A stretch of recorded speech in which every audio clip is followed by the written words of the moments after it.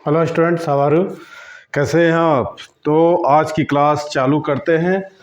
आज का motion in straight line और चैप्टर जो है हमारा मोशन स्ट्रेट लाइन है, वॉल्यूम कितना हो जाएगा? लगभग 6 का वॉल्यूम हो जाएगा।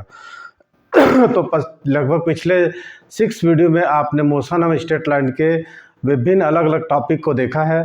तो उसी टॉपिक पर हम लगातार बढ़ते हुए आज का जो हमारा टॉपिक है motion in straight line chapter का डिफरेंट ग्राफ और यूनिफॉर्म एक्सेलरेटेड मोशन। ठीक है, डिफरेंट ग्राफ और यूनिफॉर्म एक्सेलरेटेड मोशन। तो एक समान त्वरित गति के लिए हमको अलग अलग ग्राफ देना है। तो पिछले जो वीडियो आप लोगों ने देखा होगा उसमें मैंने एक समान त्वरित गति को मैंने डिफाइन किया हुआ है। तो एक समान त्वरित गति को जब तक आप नहीं समझेंगे तब तक ये आपको जो है ग्राफ समझ में नहीं आएगा। इसमें हम क्या करेंगे? डिस्प्लेसमेंट और एक्सेलरेशन, विस्थापन और त्वरण की गणना करेंगे। तो एक समान त्वरित गति को हमने क्या देखा था, आप बताइए? बस मुंह निकाल दिए। मैंने भाई कुछ पढ़ा करो घर में। जब कोई वस्तु इस प्रकार गति करती है, क्या लिखेंगे? जब कोई वस्तु इस प्रकार गति है कि समान समय में, जब कोई वस्तु इस प्रकार गति करती है कि समान समय में वस्तु के वेग में समान परिवर्तन होता है। जब कोई वस्तु इस प्रकार गति करती है कि समान समय में वस्तु के वेग में समान परिवर्तन होता है, तो उस वस्तु के इस प्रकार की गति को हम क्या कह सकते हैं? एक समान त्वरित गति। ठीक है, तो ये था हमारा एक समान त्वरित गति और इसके लिए हम ग्राफ खींचेंगे। ठीक है, जिसमें हम समय को या टाइम को एक्स अक्ष पर और वेलोसिटी को क्या करेंगे? वाई अक्ष पर लेकर हम ग्राफ कर देंगे, जो कि एक सरल रेखा मिलती है। जब टाइम हमारा 0 होगा तब हम एक पॉइंट ए लेंगे और जब टाइम बढ़कर टी होगा तो 2 पॉइंट बी लेंगे। ठीक है, चलिए इसको बाद में डिफाइन करेंगे। अभी हमने हिंदी मीडियम में ग्राफ एक समान त्वरित गति का डेफिनेशन किया, तो इंग्लिश मीडियम में इसको कैसे बोलेंगे? चलिए आप बताइए प्रेरणा। चल ठीक है, हम बोलते हैं if the velocity of a moving object change by equal amount of equal interval of time. ठीक है, then the motion of to be uniformly accelerated motion. ठीक है, ये हमने देखा था कल। उसके बाद हमने गति के समीकरणों को भी देखा था। एक समान त्वरित गति के लिए जब कोई वस्तु एक समान त्वरित गति करती है तो गति के 3 समीकरण हमने देखा था। फर्स्ट था v equal to u plus a t, second था s equal to u t plus half a t square, third था v square equal to u square plus 2s। ठीक है, चौथा था distance travel by n second. ठीक है, या T second के लिए चली गई दुविधा s इक्वल टू क्या था? u प्लस ए बाई 2 है ना, और 2t माइनस 1। तो एक समान त्वरित गति में किसी वस्तु की स्थिति क्या लिखे? जब कोई वस्तु एक समान त्वरित गति करती है तो वस्तु की स्थिति, समय, वेग और त्वरण में जो संबंध बताने वाला समीकरण होता है, उन समीकरणों हम क्या करते हैं? गति के समीकरण कहते हैं। The equation gives the relationship between position of object, time, velocity and acceleration in uniformly accelerated motion. ठीक है, known as equation of motion. Okay, तो अगला हेडिंग हमारा क्या था? एक समान त्वरित गति के लिए विभिन्न ग्राफ। पहला था वेलोसिटी टाइम ग्राफ। ठीक है, हेडिंग डाल दीजिए वेलोसिटी टाइम ग्राफ। थोड़ा सा बेंच को आगे, velocity time graph. Okay, heading डाल दीजिए।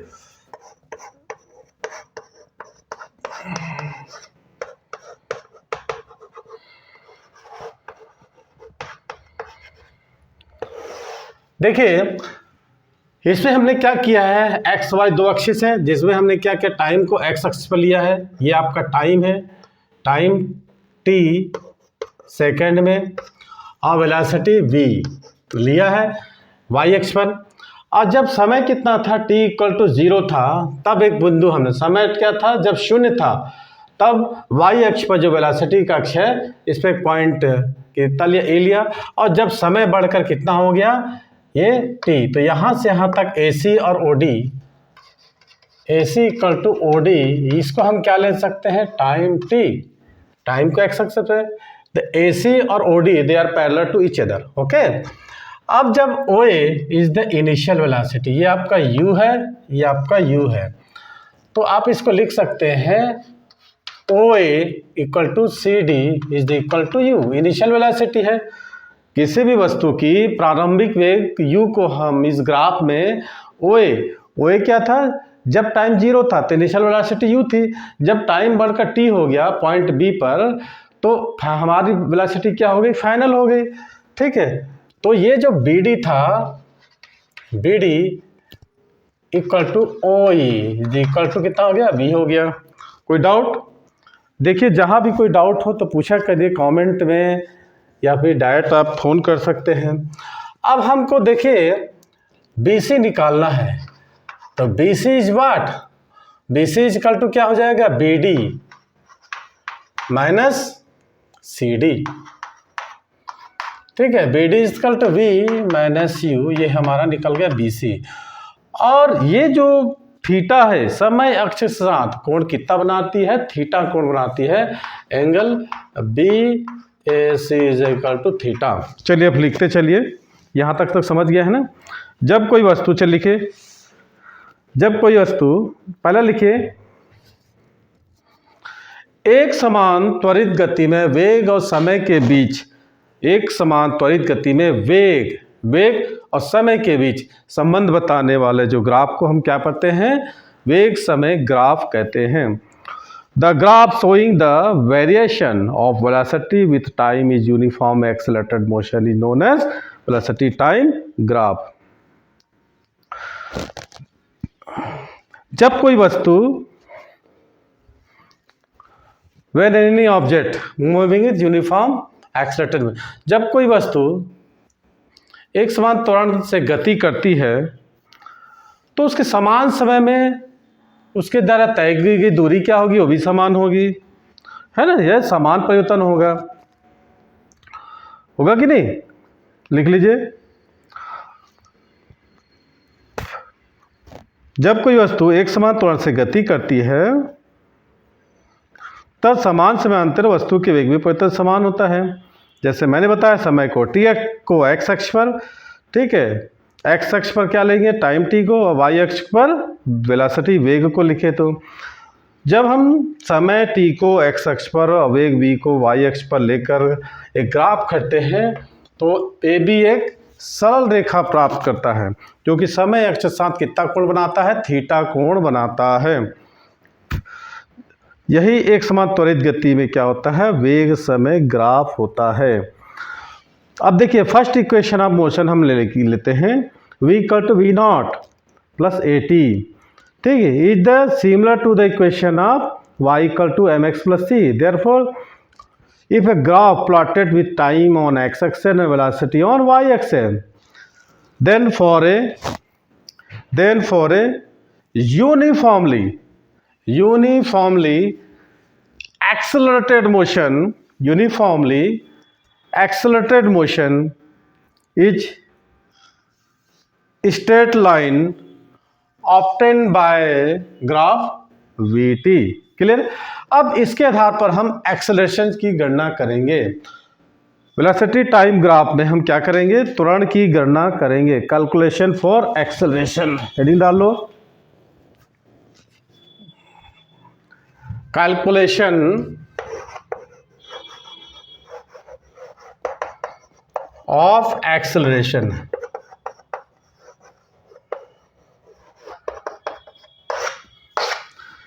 तो त्वरण की परिभाषा तो मैंने बताया था, वेग में परिवर्तन की दर को हम क्या कहते हैं, त्वरण करते हैं। ठीक है, चलिए लिख लीजिए, पहले ही बताया था मैंने कि समय t पर 0 पर वेलोसिटी u एंड t पर वेलोसिटी v है। ठीक है, तो इसके हम क्या करें, ग्राफ पर 2 पॉइंट लिए a और b। ठीक है, take a 2 point on the graph A and B. A is the representation by time t equal to 0 and at point B representation of time t. अब हम क्या करेंगे, drawn perpendicular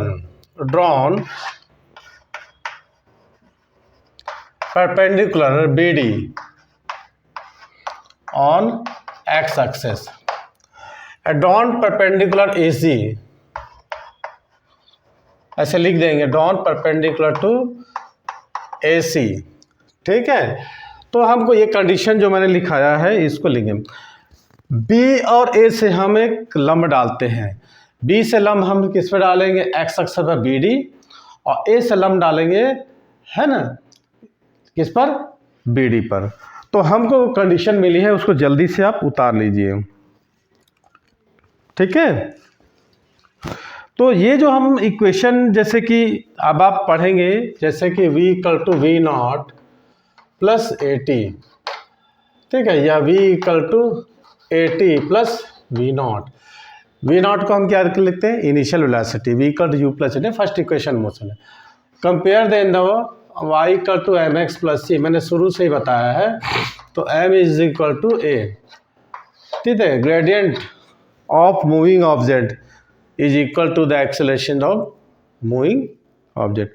तो किसी वस्तु की प्रवणता, किसी वस्तु का वेग, प्रवणता उसके किसके बराबर हो जाता है, त्वरण के बराबर होता है। इसी को हमको क्या करना है, प्रूफ करना है। ठीक है, अब मान लो ये रेखा दिख रहा है, straight line. Suppose if the line A B makes, क्या लिखेंगे, if the line A B makes an angle theta from time axis, यदि सरल रेखा ए बी समय अक्ष के साथ थीटा कोण बनाती है, ठीक है, तो हमने कौन सा एंगल लिया है, एक समकोण त्रिभुज मिलता है ABC। क्या मिल रहा है, समकोण त्रिभुज ABC। लिखोगे if theta angle makes an time axis, then triangle ABC। ठीक है, इसमें हो जाएगा tan theta is what, perpendicular upon base. देख लीजिए यहाँ तक, कोई डाउट हो तो। ठीक है,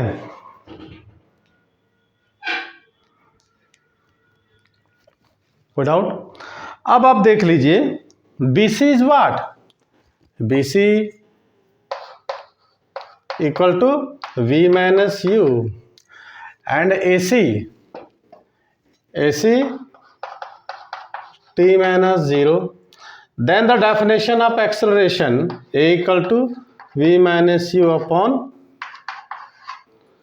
T minus 0, ये A equal to V minus U upon T, equation number 2।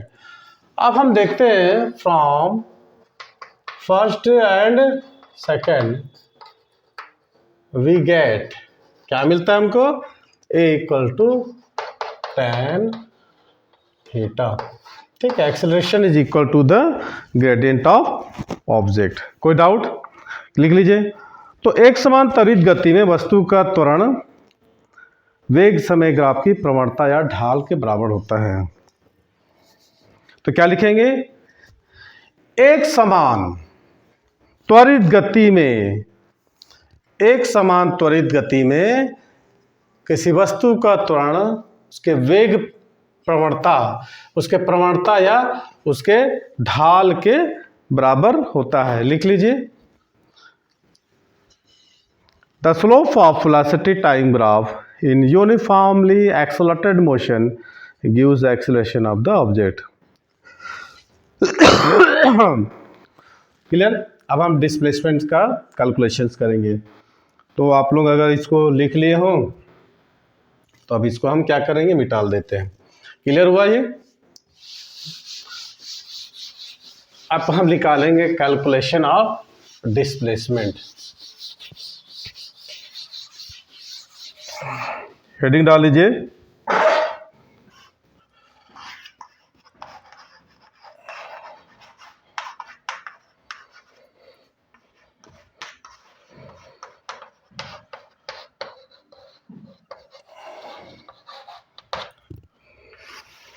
Okay.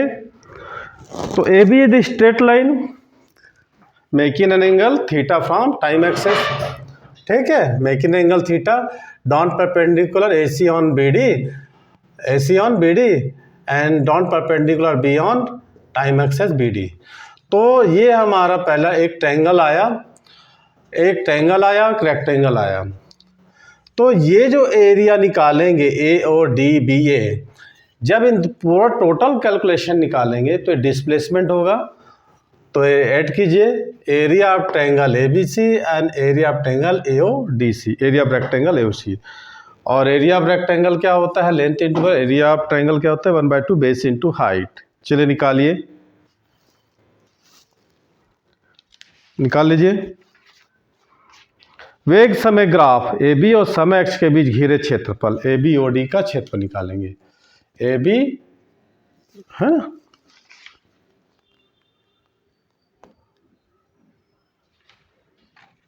निकालिए।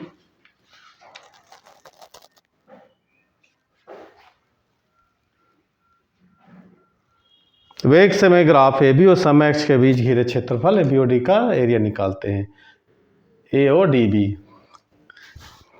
चलो निकालिए, करिए और चेक कराइए।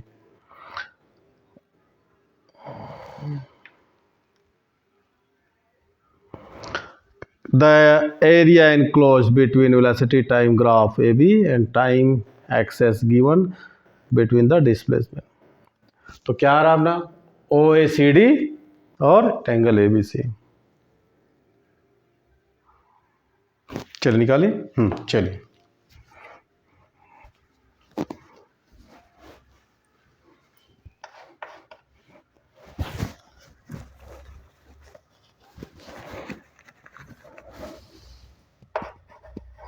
एरिया ऑफ किसका निकालेंगे? AODB। ठीक है, तो इसमें निकालेंगे area of triangle ABC plus area of triangle AODC।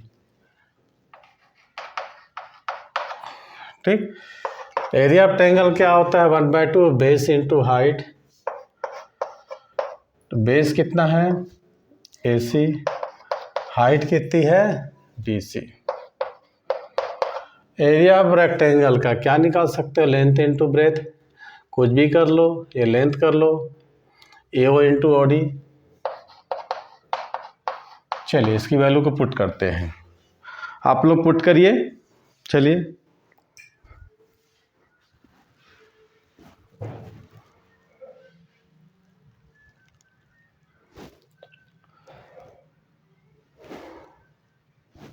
करें।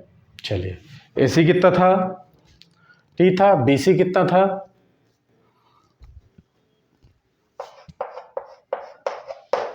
AC यहां से यहां तक टाइम कितना था? T। और BC कितना था? BC V minus U plus AO कितना था? U। और OD कितना था हमारे पास? T। अब देख लीजिए, ये हो गया हमारे पास। अब हमको मालूम है V = U plus AT from first equation of motion. तो V माइनस U = AT।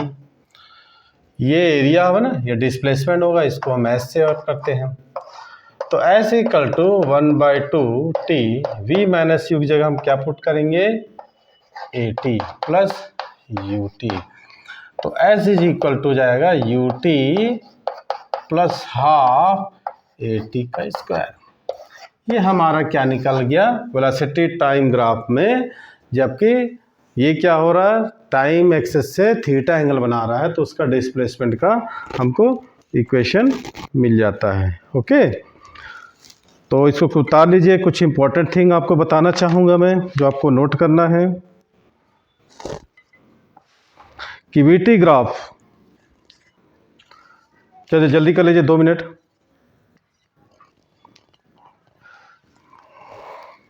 हो गया? तो पहला नंबर लिखेगा, ये जो VT ग्राफ है,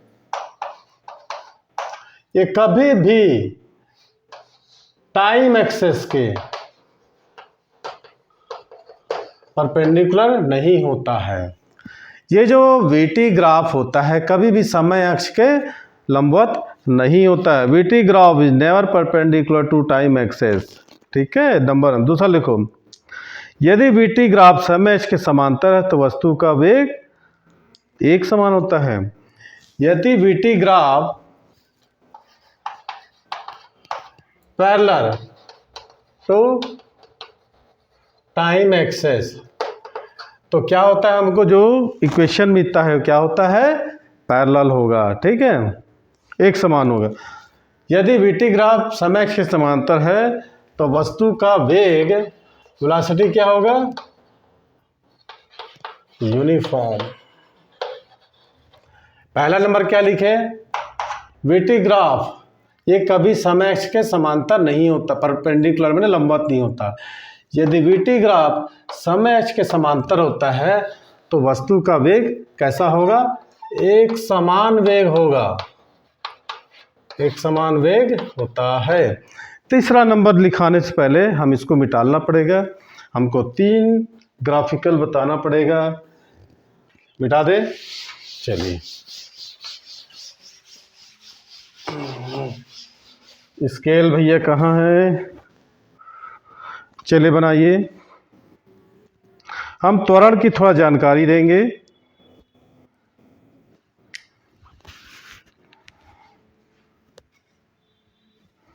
मैं 3 ग्राफ बता रहा हूं, वीटी ग्राफ, ध्यान से देखिएगा।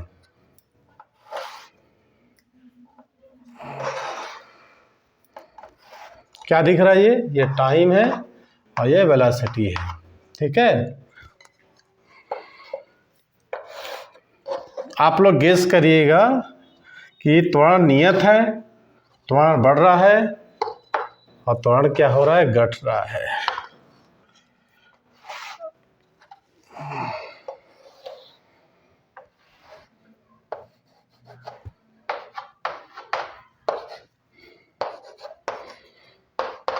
चलिए पहला नंबर क्या देख रहे हो आप, समय,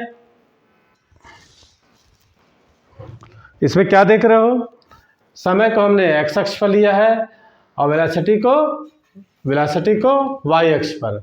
ठीक है, तो हमको एक लाइन मिल रही है जो कि पासिंग थ्रू विथ ओरिजिन, तो इसमें क्या होगा, कांस्टेंट एक्सेलरेशन।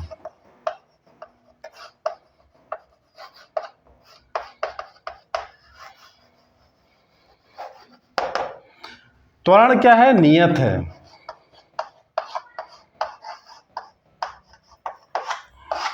ठीक, अब इसमें देखिए आपको एक कैसा मिल रहा है, पैराबोला प्रॉपर्टी मिल रहा है ना, तो समय के साथ त्वरण बढ़ रहा है कि घट रहा है, मैं आपसे पूछूंगा। ठीक है,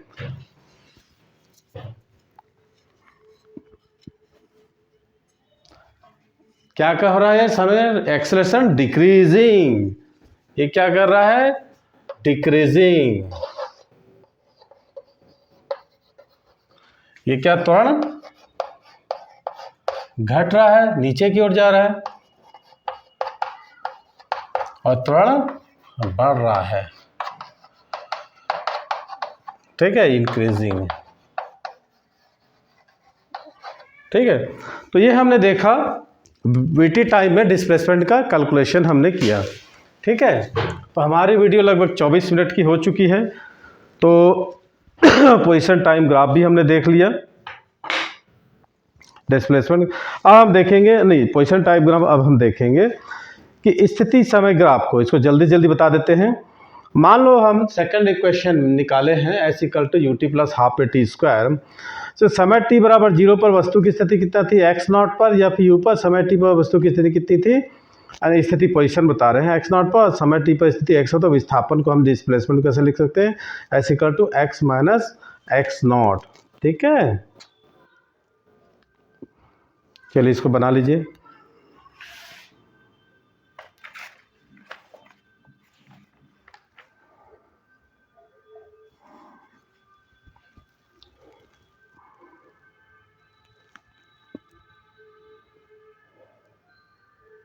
हो गया।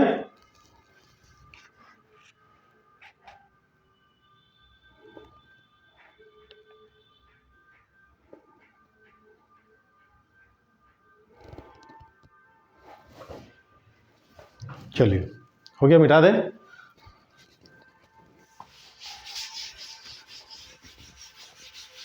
अब देखिए, मान लो कि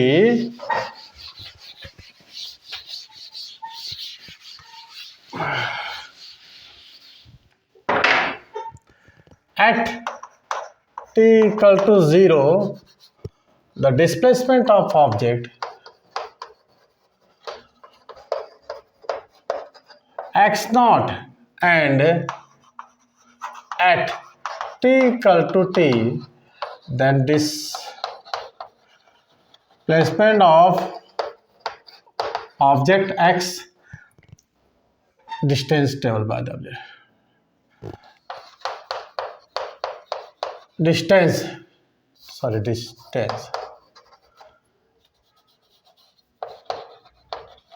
ऑफ ऑब्जेक्ट, देन डिस्प्लेसमेंट कितना हो जाएगा x minus x naught, then the equation of second motion s equal to u t plus half a t square, putting this here, तो x minus x naught equal to u t plus half a t का square, तो x is equal to x naught plus u t plus half a. This is the form of parabola and this is the form of parabola, है ना। अब इसमें हम एक graph खींचेंगे, आप लोग हमको ग्राफ को बताना, ठीक है।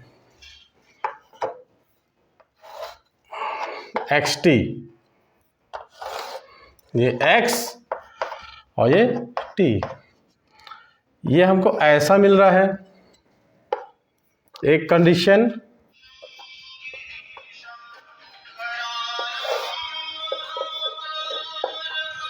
और एक ऐसा मिल रहा है। ओके, बताइए ये किसको डिपेंड कर रहा है? पैराबोला का। यदि accelerator is greater than zero, यदि accelerator is greater than zero तो गतिमान वस्तु का स्थिति समय ग्राफ एक परवलय होता है, और इसके विपरीत मंदन होता है तो गतिमान वस्तु का स्थिति समय ग्राफ भी एक परवलय होगा, ठीक है। ये क्या है? एक पैराबोला को, इसमें a is greater than zero, ये क्या होगा? त्वरण होता है, और a is less than zero तो इसमें दोनों में मंदन होता है। ओके, एक मिनट था, मोबाइल कॉलिंग आ रही है।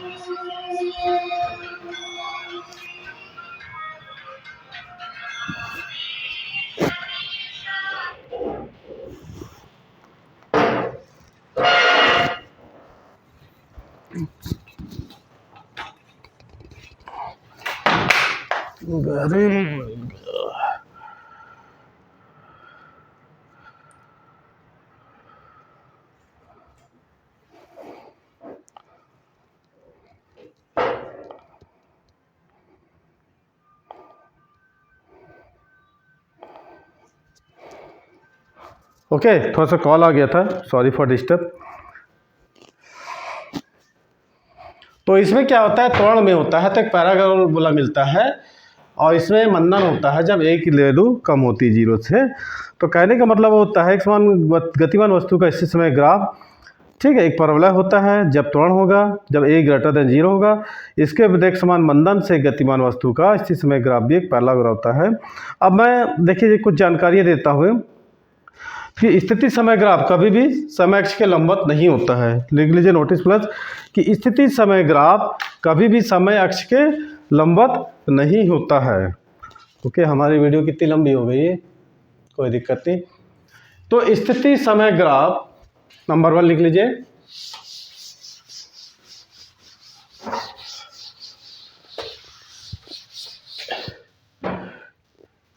स्थिति समय ग्राफ नेवर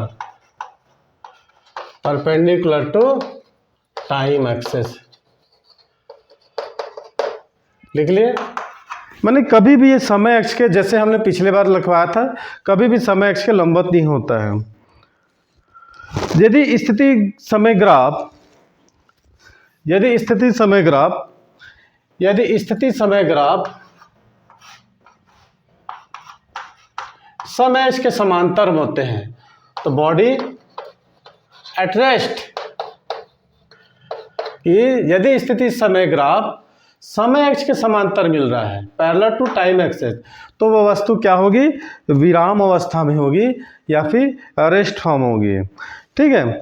यदि वस्तु हमको नियत वेग से गतिमान है, if the body is moving with constant velocity, तो उसके लिए स्थिति समय ग्राफ एक सरल रेखा होती है। ठीक है। जबकि त्वरित गति के लिए एसटी ग्राफ एक समय होता है। यदि कोई वस्तु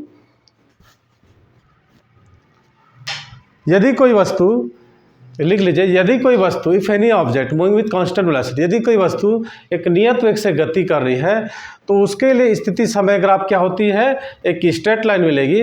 यदि वस्तु है ना नियत वेग से गति नहीं कर रही है तो उसके लिए स्थिति समय ग्राफ क्या होती है, वक्री रूप में होती है, कर्व फॉर्म में होती है। ठीक है। क्या लिखेंगे, वस्तु त्वरित गति के लिए,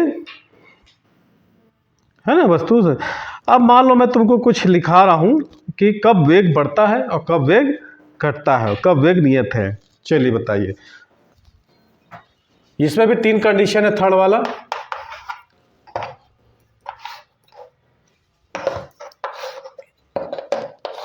ये क्या है, एक्स,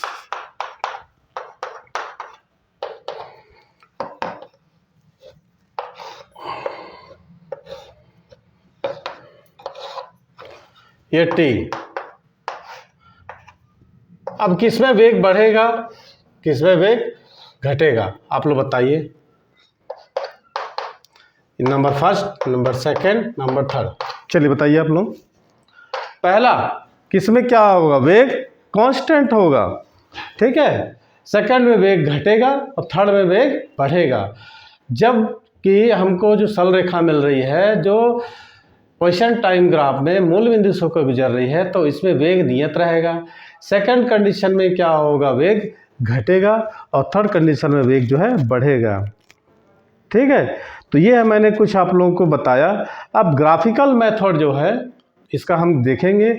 गति के समीकरणों की, गति के कितने समीकरण हैं, 3 समीकरण हैं। इन तीनों समीकरण को हम ग्राफिकल मेथड से प्रूफ करेंगे कल। ओके। तो उसमें यही चीज़ होगा कि माना कोई वस्तु जिसका प्रारंभिक वेग u है और एक समान त्वरण से गति कर रही है और t सेकेंड बाद उस वस्तु का वेग होता है। क्या लिखोगे, कल हम देखेंगे गति के तीनों समीकरण को ग्राफिकल मेथड से।